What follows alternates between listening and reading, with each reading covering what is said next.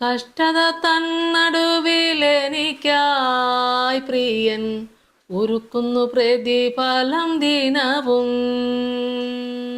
കഷ്ടത തന്നടുവിലെനിക്കായി പ്രിയൻ ഒരുക്കുന്നു പ്രതിഫലം ദിനവും. തളർന്നു ഞാനിരിക്കുന്ന നേരം കാന്തൻ തിരുഭുജത്താൽ എന്നെ താങ്ങും. തളർന്നു ഞാനിരിക്കുന്ന നേരം കാന്തൻ തിരുഭുജത്താൽ എന്നെ താങ്ങും. യേശുവൻ കൂടെയുള്ളതിനാൽ തിരകളിൽ മീതെ ഞാനോടും. താഴാതവൻ കരം താങ്ങും, ചേരുകിലവൻ പാതേ ചേരും.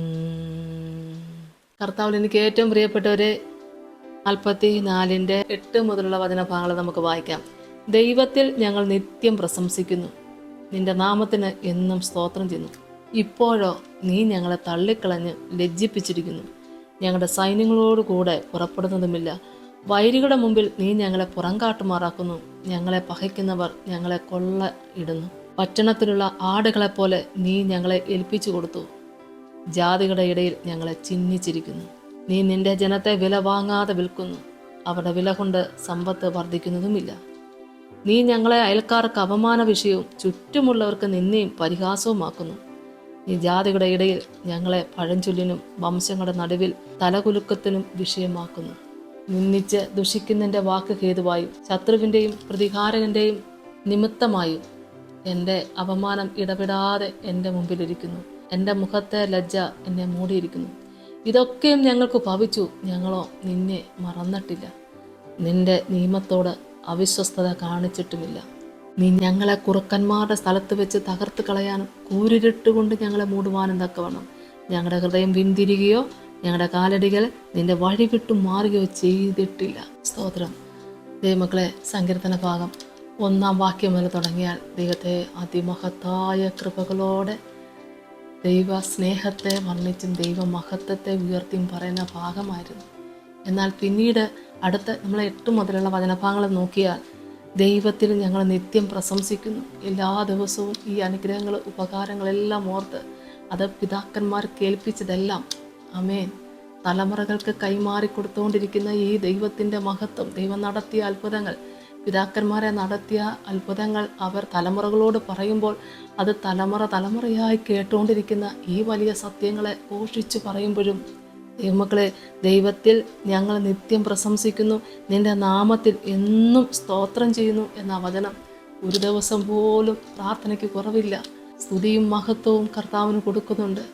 ദൈവത്തിന് സ്തോത്രം. ശത്രുക്കളുടെ മുമ്പാകെ മേശയൊരുക്കിയ അത്ഭുതമേറിയ വീര്യപ്രവർത്തികൾ, പൂർവ്വപിതാക്കന്മാർക്ക് ചെയ്തു കൊടുത്ത അത്ഭുതങ്ങൾ പിതാക്കന്മാർ പറഞ്ഞ് ഇന്ന് തലമുറയെ പറഞ്ഞുകൊണ്ടിരിക്കുമ്പോഴും ഇത്ര അതിമഹത്തായ കൃപകൾ കാണുകയും ചെയ്യുമ്പോഴും, എന്നാൽ ഇപ്പോഴും നമ്മളൊന്ന് നോക്കിയാൽ നമ്മുടെ ഇന്നത്തെ അവസ്ഥയെന്ന് പറഞ്ഞാൽ ചിലപ്പോൾ ഇപ്പോഴോ നീ ഞങ്ങളെ തള്ളിക്കളഞ്ഞ് ലജ്ജിപ്പിച്ചിരിക്കുന്നു. എല്ലാവരുടെ മുമ്പിൽ തല ഉയർത്തി നിന്ന് സാക്ഷ്യം പറഞ്ഞ പൂർവ്വപിതാക്കന്മാരെ ഒന്ന് ഓർത്താൽ, അതേ ദൈവമക്കളെ, ചെങ്കടലിൻ്റെ നടുവിലൂടെ നടത്തിയ വഴികളെ, യോർദാനിൽ കൂടി നടത്തിയ വഴികൾ, ദൈവമക്കളെ, ദൈവം കൊടുത്ത അത്ഭുതമേറിയ വീര്യപ്രവർത്തികൾ കണ്ടും കേട്ടും പൂർവ്വപിതാക്കന്മാർ തലമുറകൾക്ക് പകർന്നു കൊടുത്തത് കേട്ടാൽ ഈ ദൈവത്തിൻ്റെ മഹത്വം എത്രയോ വലുതാണ്. എന്നാൽ അത് കേൾക്കും തോറും തലമുറ ദൈവത്തെ സ്തുതിച്ചുകൊണ്ടിരിക്കുക, മഹത്വം ചൊല്ലിക്കൊണ്ടിരിക്കുക, ഇടതടവില്ലാതെ ദൈവത്തിന് സ്തുതി കൊടുത്തുകൊണ്ടിരിക്കുക. ഈ ദൈവത്തിൻ്റെ പ്രവൃത്തിയെ പിതാക്കന്മാർ പറഞ്ഞു കേട്ടത് വരും തലമുറകൾക്കും പറഞ്ഞു കൊടുത്തുകൊണ്ടിരിക്കുക, വരും തലമുറകൾക്ക് വേണ്ടി എഴുതി വച്ചിരിക്കുക. പാട്ടായിട്ടും ദൈവമക്കളെ പുസ്തകങ്ങളിറക്കി പ്രസംഗം എന്ന് വേണ്ട വരച്ചും കുറിച്ചും ഒക്കെ തലമുറകൾക്ക് കൊടുക്കുമ്പോൾ ദൈവത്തിന് സ്തോത്രം. ഈ ദൈവമഹത്വം എല്ലാവരും കാണുന്നുണ്ട്. പക്ഷേ ഇന്നത്തെ അവസ്ഥ നോക്കിയാൽ ഇപ്പോഴോ നീ ഞങ്ങളെ തള്ളിക്കളഞ്ഞ് ലജ്ജിപ്പിച്ചിരിക്കുന്നു. ഒരുപാട് നിന്ന് കേട്ട് മടുത്തിരിക്കുന്നൊരനുഭവം. വിശ്വാസി, നമ്മളെക്കുറിച്ച് അവർ ഓർക്കുക. സ്തോത്രം. അത്ഭുതമായിരുന്നു, അനുഗ്രഹമായിരുന്നു ദൈവം നടത്തിയ വഴികളൊക്കെ എന്ന് ഓർത്താൽ ഈ ദൈവത്തെ വിളിച്ച് അപേക്ഷിക്കാൻ കിട്ടിയ ഭാഗ്യം നമ്മൾ ഏറെ വർണ്ണിച്ചവരാണ്, വർണ്ണിക്കുന്നുമുണ്ട്. എന്നാലും ഇന്ന് എല്ലാവർക്കും മുമ്പിൽ നമ്മൾ ലജ്ജ വഹിക്കുന്നൊരവസ്ഥ. ആമേൻ. ഇപ്പോഴോ നീ ഞങ്ങളെ തള്ളിക്കളഞ്ഞു, ലജ്ജിപ്പിച്ചിരിക്കുന്നു, ഞങ്ങളുടെ സൈന്യങ്ങളോടുകൂടെ പുറപ്പെടുന്നതുമില്ല. വൈരികളുടെ മുമ്പിൽ നീ ഞങ്ങളെ പുറംകാട്ടു മറക്കുന്നു, ഞങ്ങളെ പകയ്ക്കുന്നവർ ഞങ്ങളെ കൊള്ളയിടുന്നു. എന്തുമാത്രം പകയും നിന്നെയും പരിഹാസ കേൾക്കുന്നു, എന്തുമാത്രം മാനസിക ഭാരങ്ങൾ അനുഭവിക്കുന്നു. എന്തെല്ലാം ദൈവമക്കളെ 11-ാം വാക്യം പറയുന്നു, പട്ടണത്തിനുള്ള ആടുകളെ പോലെ നീ ഞങ്ങളെ ഏൽപ്പിച്ചു കൊടുത്തു, ജാതിയുടെ ഇടയിൽ ഞങ്ങളെ ചിഹ്നിച്ചിരിക്കുന്നു. നീ നിന്റെ ജനത്തെ വില വാങ്ങാതെ വിൽക്കുന്നു, അവരുടെ വില കൊണ്ട് സമ്പത്ത് വർദ്ധിക്കുന്നതുമില്ല.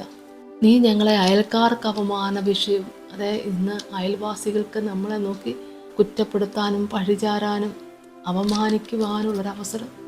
അതാണ് നമുക്കൊന്ന് എടുത്തു പറയുവാണെങ്കിൽ, നീ ഞങ്ങളെ അയൽക്കാർക്ക് അപമാന വിഷയവും ചുറ്റുമുള്ളവർക്ക് നിന്നെയും പരിഹാസവും ആക്കുന്നു.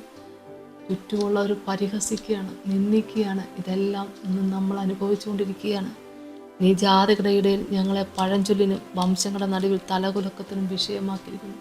വീറോട് നിന്ന് സാക്ഷ്യം പറഞ്ഞവർ, ആത്മാവിൽ നിറഞ്ഞു നിന്ന് പാടി സ്തുതിച്ചവർ, നീ ജാതികളുടെ ഇടയിലിതാ നിന്നയും അപമാനമേൽക്കുന്ന ഒരവസ്ഥയായി തീർന്നിരിക്കുന്നു.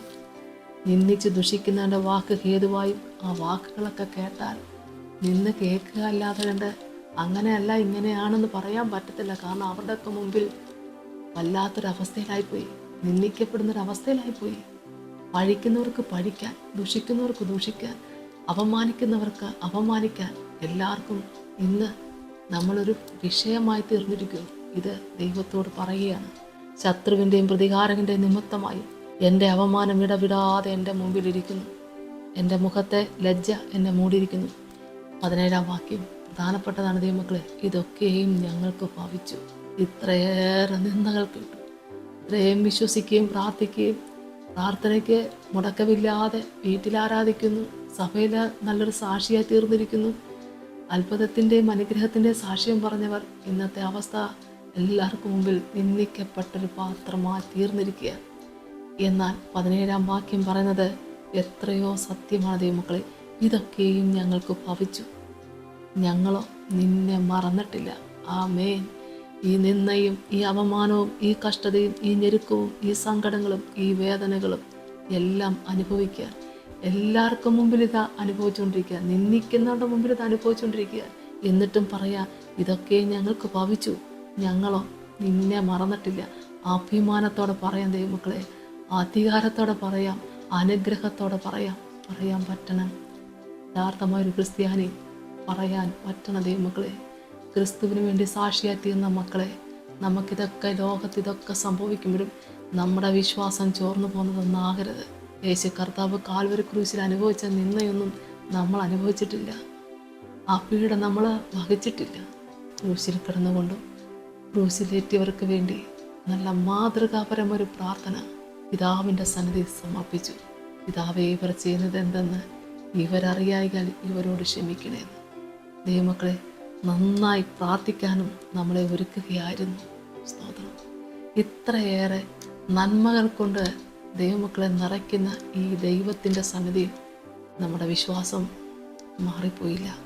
ഇതൊക്കെ ഞങ്ങൾക്ക് ഭവിച്ചു, ഞങ്ങളോ നിന്നെ മറന്നിട്ടില്ല, നിന്റെ നിയമത്തോട് അവിശ്വസ്തത കാണിച്ചിട്ടുമില്ല. ഹല്ലേലൂയ, സ്തോത്രം. നീ ഞങ്ങളെ കുറുക്കന്മാരുടെ സ്ഥലത്ത് വെച്ച് തകർത്ത് കളയാനും കൂരിരുട്ടുകൊണ്ട് ഞങ്ങളെ മൂടുവാനും തക്കവണ്ണം ഞങ്ങളുടെ ഹൃദയം പിന്തിരികയോ ഞങ്ങളുടെ കാലടികൾ നിന്റെ വഴി വിട്ടു മാറുകയോ ചെയ്തിട്ടില്ല. ഇത്ര ഉറപ്പായിരിക്കണം യഥാർത്ഥമൊരു വിശ്വാസിയുടെ ജീവിതത്തിൽ വേണ്ടത്. ഹല്ലേലൂയ. ദൈവമക്കളെ കേട്ടോ, നീ ഞങ്ങളെ കുറുക്കന്മാരുടെ സ്ഥലത്ത് വെച്ച് തകർത്ത് കളയുവാനും കൂരിരുട്ടുകൊണ്ട് ഞങ്ങളെ മൂടുവാനും തക്കവണ്ണം ഞങ്ങളുടെ ഹൃദയം പിന്തിരിയുകയോ ഞങ്ങളുടെ കാലടികൾ നിന്റെ വഴി വിട്ടുമാറുകയോ ചെയ്തിട്ടില്ല. അത് ദൈവത്തോട് പറഞ്ഞ് പ്രാർത്ഥിക്കുന്നത് ദൈവമക്കളെ ആത്മാവിൽ കരുത്ത് പ്രാപിക്കുക. ആത്മാവിൽ തികവോടുകൂടി അല്ലാതെ നമുക്ക് ഇങ്ങനെയൊന്നും പ്രാർത്ഥിക്കാൻ പറ്റത്തില്ല. ദൈവമക്കളെ, ലോകത്ത് നമുക്ക് എന്തൊക്കെ സംഭവിച്ചാലും വിശ്വാസത്തിൽ ഭംഗമില്ലാതെ നിൽക്കുവാൻ ഇടയായാൽ അത് ഏറ്റവും വലുത്. കഷ്ടതയാകുന്ന ആ തീച്ചുളയ്ക്കകത്ത് വെന്തുപോകാതെ കാത്തുപരിപാലിക്കുന്ന ദൈവത്തെ അറിയണമെങ്കിൽ ആ ചൂളയ്ക്കകത്തൊന്നിറങ്ങേണ്ട ഒരു അനുഭവം ഉണ്ടാവും ദൈവമക്കളെ. അവിടെ ഇറക്കിയത് വേവിക്കാനല്ല, ഉരുക്കാനല്ല, പുകയ്ക്കാനല്ല. തീയുടെ ബലം കെടുത്തുന്നവൻ നമ്മുടെ കൂടെ ഉണ്ടെന്ന് അറിയണമെങ്കിൽ, സാക്ഷ്യം പറയണമെന്നുണ്ടെങ്കിൽ ഈ തീക്കകത്ത് ഒന്ന് വീണ്ടതായിട്ടുണ്ടാവും ദൈവമക്കളെ. ഒന്നും ഓർത്ത് ഭാരപ്പെടേണ്ട, യേശു നമ്മുടെ കൂടെയാണ്. നമുക്ക് പ്രാർത്ഥിക്കാം. സ്തോത്രം കർത്താവേ, കരുണാസമ്പന്ന എൻ്റെ സ്വർഗീയ നല്ല ദൈവമേ, ശ്രേഷ്ഠമേറിയ നല്ല തിരുവചനത്തിൻ്റെ മുമ്പിൽ കർത്താവെ അടിയങ്ങൾ അനുഭവത്തെ ഓർത്തു പോന്നപ്പാ. കഷ്ടതയുടെ താഴ്വരയിലാണ് ഞങ്ങൾ, കണ്ണുനീരിൻ്റെ താഴ്വരയിലാണ്, നിന്നയുടെ താഴ്വരയിലാണ് കർത്താവെ, ഞെരുക്കത്തിൻ്റെ താഴ്വരയിലാണ്.